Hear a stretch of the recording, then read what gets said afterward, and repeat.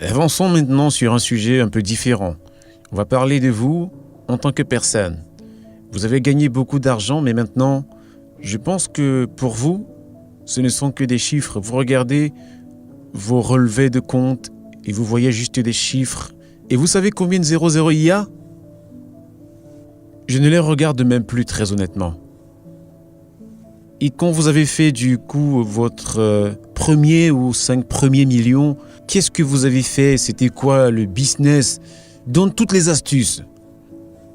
Vous savez, quand vous commencez votre business, votre objectif, c'est de gagner votre premier million.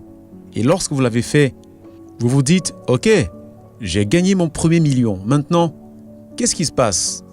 Et donc, après quelques années, je me suis rendu compte que j'avais, entre 12 ou 13 milliards de dollars.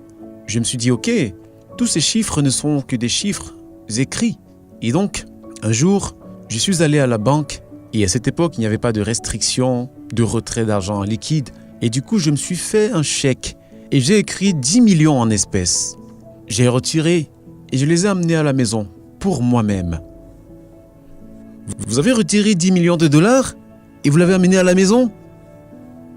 Oui, je les ai mis dans le coffre de ma voiture. Et je suis allé à la maison et je les ai regardés pendant 10 minutes et je me suis dit, maintenant je crois vraiment que j'ai de l'argent. Et vous l'avez mis dans votre lit et vous avez dormi dessus toute la nuit, c'est ça? Dans le coffre de ma voiture. Donc je les ai amenés. J'ai pris tout l'argent pour moi, je l'ai mis dans ma chambre. Je l'ai regardé et je l'ai ramené à la banque le jour d'après. Est-ce que je peux vous demander quelque chose? Combien d'argent vous avez dans votre portefeuille? Aujourd'hui? Oui, combien d'argent avez-vous dans votre poche?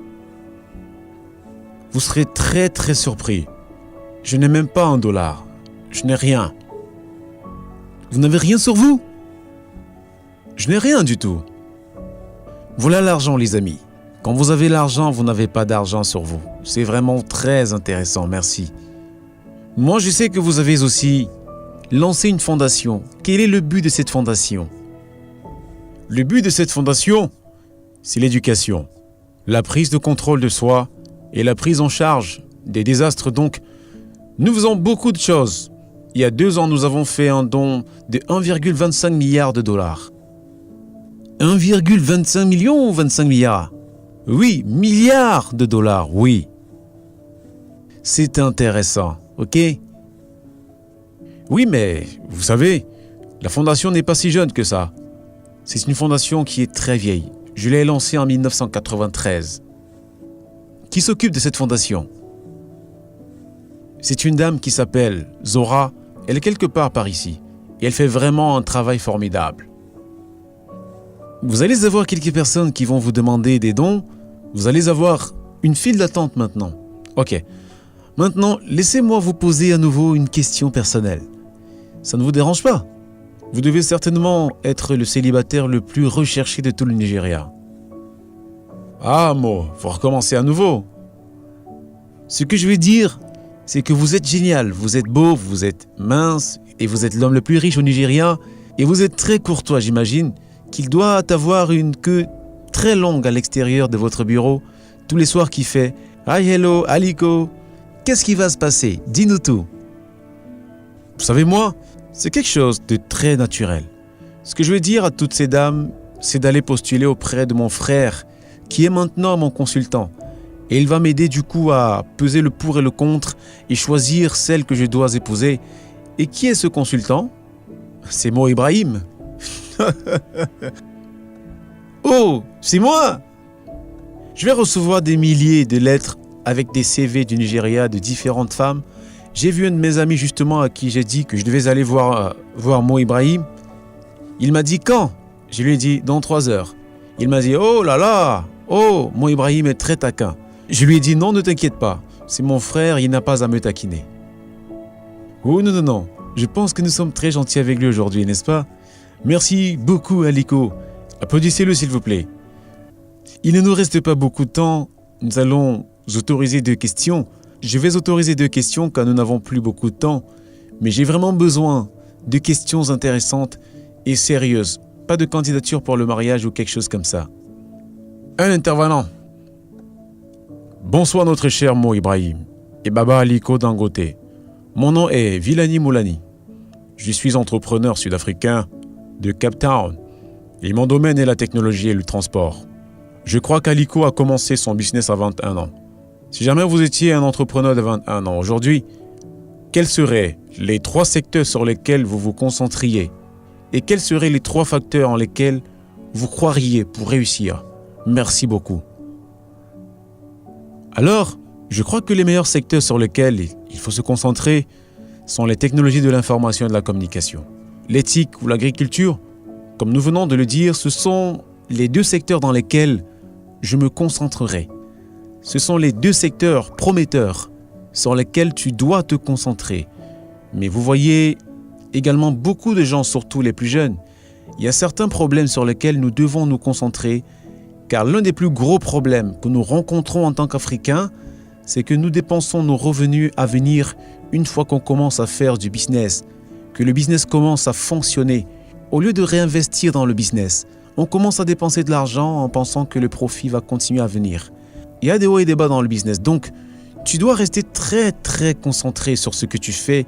Comment tu le fais? Donc tu n'es pas censé acheter une Porsche ou quelque chose comme ça. Non, surtout pas. Ce sont des choses de luxe qui en plus de ça prennent ton temps et qui feront que tu ne seras pas concentré sur ton business. Ce que je veux dire, c'est que moi, je n'ai aucune maison de vacances nulle part.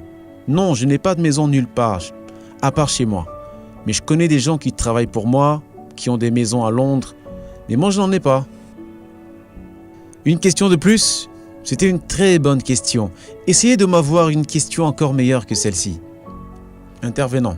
Bonjour, mon nom est Niki Aiko, je viens du Soudan du Sud et je travaille en Belgique. Et j'ai une question à propos de la zone de libre-échange continentale dont nous avons parlé. De ce que j'ai compris, certains pays ont eu du mal à ratifier cet accord parce qu'ils étaient inquiets par rapport au secteur privé. Et en tant que membre clé du secteur privé, j'aimerais savoir, est-ce que vous êtes inquiet à propos des impacts de la zone de libre-échange sur l'industrie au Nigeria? Et deuxièmement, est-ce que vous pensez que l'aspect protecteur dans l'industrie va être challengeant pour vous ou est-ce que ce sera une bonne raison, par exemple, d'autoriser le Bénin à ne pas accepter vos produits dans leur région? Oui, vous avez raison. Le problème, c'est que si jamais nous l'implémentons de manière plus large, c'est très bien. Par exemple, l'Afrique du Sud demande qu'on produise 80% du produit localement. Donc, j'aimerais que vous montriez 20 produits dans toute l'Afrique où nous produisons avec 80% de contenu local. Le plus grand problème que nous avons, c'est un problème structurel en termes d'industrie, surtout en Afrique. La majorité des usines que nous avons en Afrique sont juste des assemblées et n'utilisent pas réellement des matériaux locaux. C'est comme nous par exemple, si vous regardez bien, avant nous importions et maintenant nous produisons pratiquement toutes les pièces au Nigeria à l'exception de ceux que nous n'avons pas en quantité suffisante. Par exemple, il y a des matériaux qui sont seulement de 3% que nous ne fabriquons pas. Mais ce n'est vraiment rien et ça ne coûte pas cher donc. Est-ce que vous pensez que 80% c'est une part qui est élevée? Ce que je pense, Mo, c'est que nous avons réellement protégé notre région. Je suis désolé de dire ça, mais beaucoup de gens qui bossent pour cet agrément, ils essaient juste d'affaiblir encore les pays les plus faibles pour y aller pousser leurs propres produits en Afrique. Même si c'est 70%, nous pourrons commencer à 80%. Si l'Afrique du Sud dit ça doit être 80%, je pense que c'est trop élevé. Nous pouvons aller jusqu'à 70%. Le plus grand challenge sera l'implémentation parce qu'aujourd'hui, si jamais la République du Bénin ne m'autorise pas d'amener du ciment à 28 km, comment est-ce qu'une personne qui est en Côte d'Ivoire pourra envoyer ses biens au Nigeria par la route alors que c'est seulement 100 km? Mais cela va être très difficile car il va avoir des problèmes avec la République du Bénin qui va l'autoriser à rentrer. Ok, je pense que nous devrions poser cette question à nos amis en Côte d'Ivoire. Ici peut-être, posez la question au président, vous allez le voir dans une heure. Vous allez lui poser la question, oui. Nous pouvons poser la question, cela va aider effectivement quand on aura toutes ces choses à travers les pays. Par exemple, en Côte d'Ivoire, tout le monde aimerait venir au Nigeria pour faire du business. Pour résumer le message ici, c'est juste de dire, s'il vous plaît, nos leaders politiques, signez plein d'accords à propos de libre-échange. S'il vous plaît, mettez-les en pratique, implémentez ce que vous avez signé.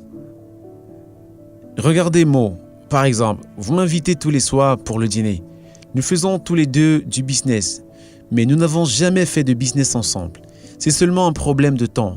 Avant qu'on se dise que je perdais mon temps et que je perds notre temps. Donc, pour les pays, car pouvoir renforcer ces relations, nous devons avoir des relations économiques. L'intégration économique est nécessaire. Nous ne devrions jamais nous plaindre que nous avons trop de jeunes. Nous devrions faire très très attention car ici en Afrique, la bombe à retardement que nous avons est cette jeunesse qui n'a pas travaillé. Avec cette conclusion, je dois arrêter ici notre dialogue qui est très intéressant car nous n'avons plus de temps.